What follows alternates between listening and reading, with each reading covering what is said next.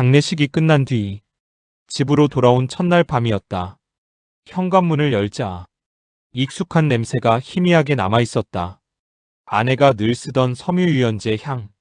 그 냄새를 맡는 순간 나는 신발도 벗지 못한 채 멍하니 서 있었다. 며칠 전까지만 해도 이 시간쯤이면 아내가 말했다. 왔어? 밥 차려놨어. 나는 늘 피곤하다는 표정으로 대답했다. 응. 그게 전부였다.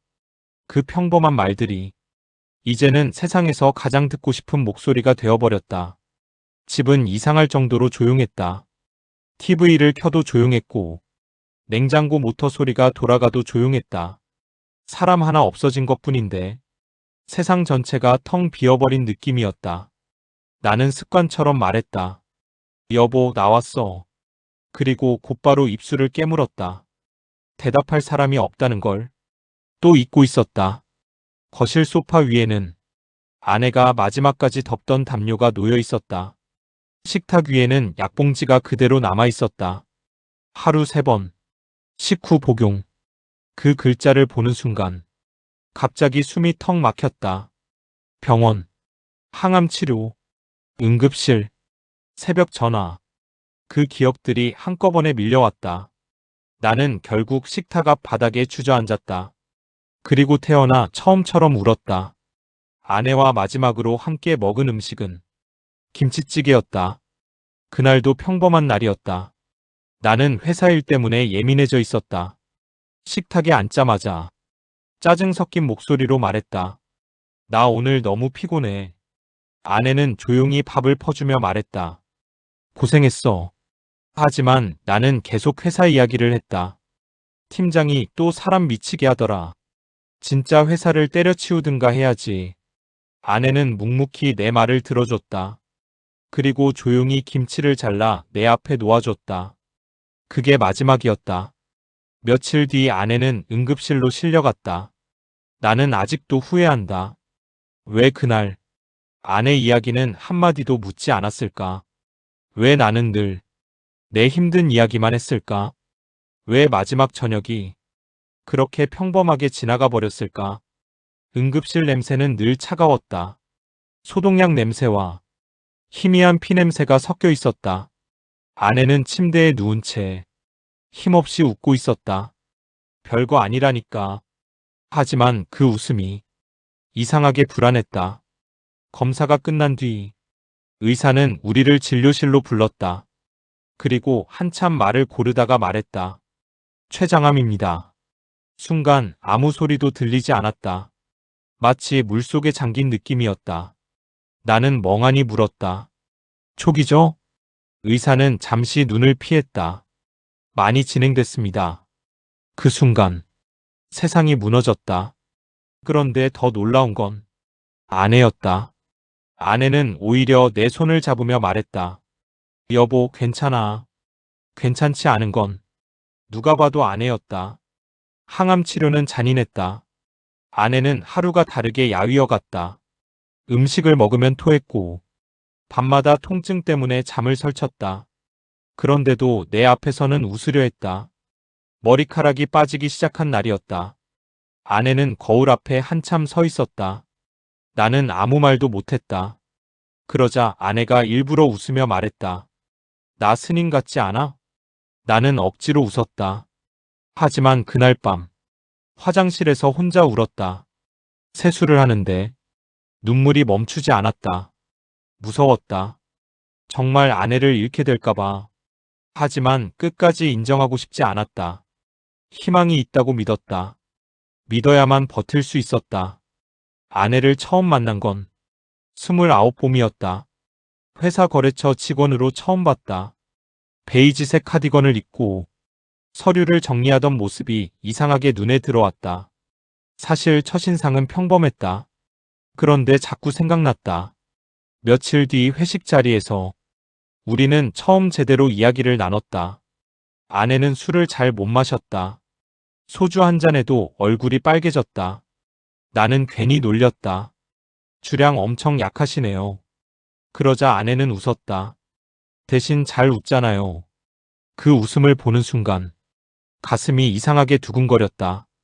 그날 이후 나는 일부러 거래처에 자주 갔다. 별 필요도 없는 서류를 들고 가서 괜히 말 한마디 더 걸었다. 어느 비 오는 날이었다. 퇴근길에 우산이 없던 아내에게 내 우산을 건넸다. 같이 가요.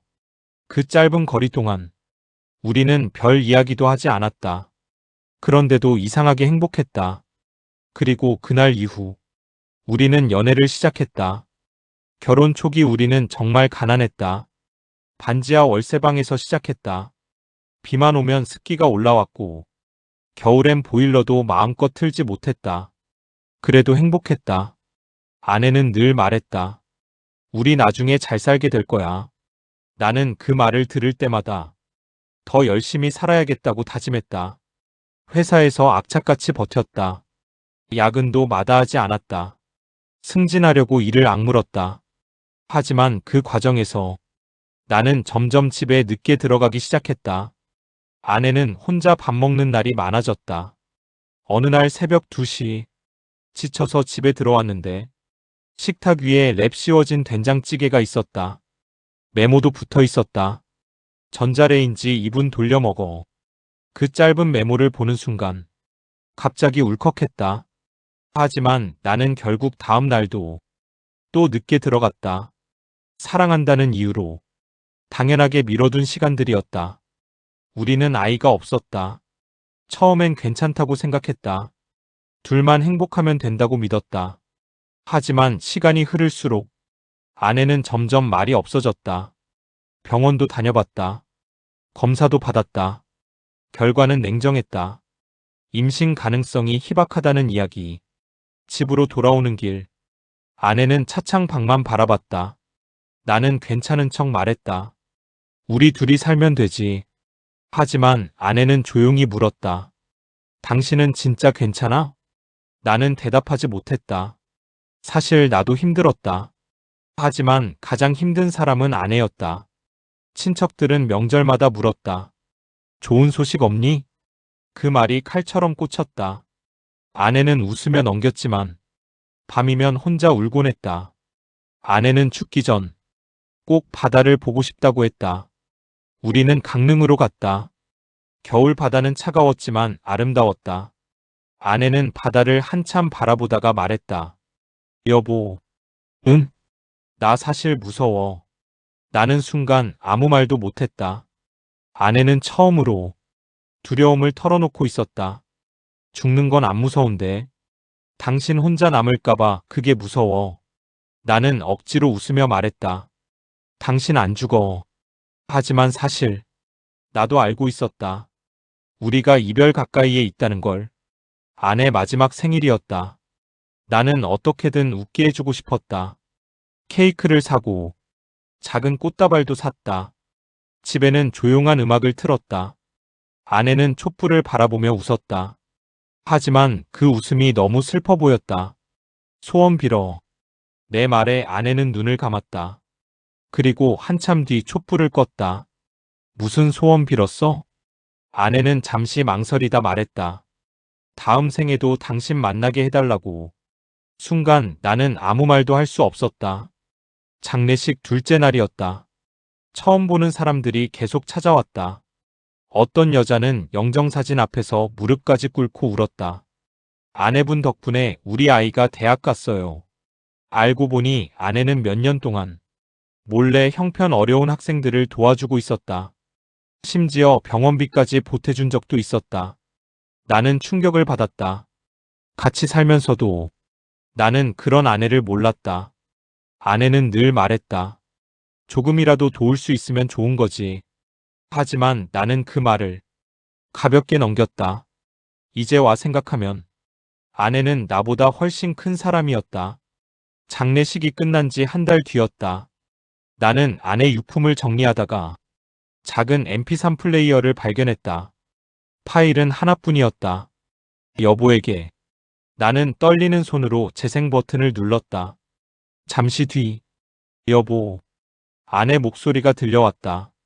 나는 그대로 얼어붙었다. 죽은 사람의 목소리는 생각보다 훨씬 잔인했다. 울고 있지? 그 한마디에 나는 무너졌다. 울지 마. 당신 우는 거 보면 내가 더 속상하잖아.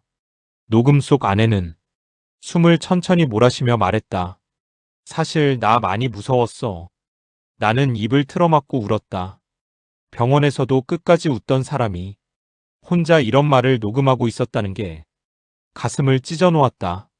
근데 제일 무서운 건 당신 혼자 남는 거였어. 당신은 꼭 행복하게 살아야 해. 내 몫까지. 그리고 마지막. 다음 생에도 꼭 다시 만나자. 녹음은 거기서 끝났다. 나는 새벽이 될 때까지 그 파일을 반복해서 들었다. 아내가 떠난 뒤 처음 맞는 봄이었다. 벚꽃이 피어 있었다. 나는 혼자 공원을 걸었다. 예전 같으면 아내가 사진 찍자며 내 팔을 잡았을 것이다. 문득 바람이 불었다. 그리고 이상하게도 아내 목소리가 들리는 것 같았다. 가끔은 웃어줘.